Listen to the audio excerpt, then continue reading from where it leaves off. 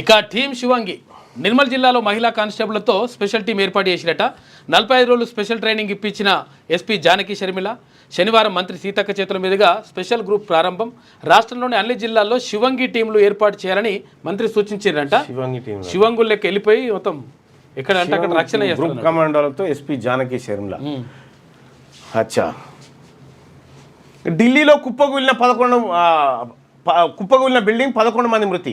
ఢిల్లీలో 4 అంతస్తుల భవనం పేకమేడలా కూలిపోవడంతో 11 మంది చనిపోయారు, మరో 11 మంది గాయపడ్డారు. శనివారం తెల్లవారుజామున 3 గంటలకు శక్తి విహార్ ఏరియాలో ఈ ప్రమాదం జరిగింది.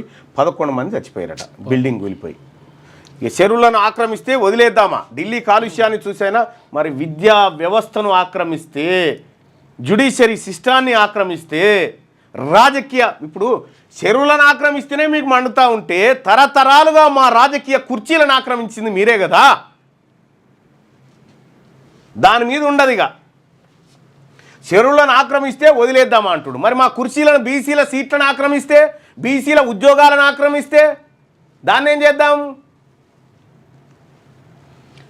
ఢిల్లీ కాలుష్యాన్ని చూసైనా మనం గుణపాఠం నేర్చుకోవద్దా? సీఎం రేవంత్ రెడ్డి ఆయన గురించి చాలా తక్కువ మాట్లాడుకుంటే బెటర్లే. కానీ ఎందుకంటే వీళ్ళు చెప్పేటి అన్ని దొంగ ముచ్చట్లే. ఇక్కడ పేదోళ్ళు కడుపు మీద కాలు పెట్టి వీళ్ళు బతుకుంటా మనకు సోది చెప్తా ఉంటారు అన్నట్టు. జేఈ మెయిన్స్లో మనోళ్ళ హవా. రాష్ట్రానికి చెందిన 3 స్టూడెంట్లకు 100%.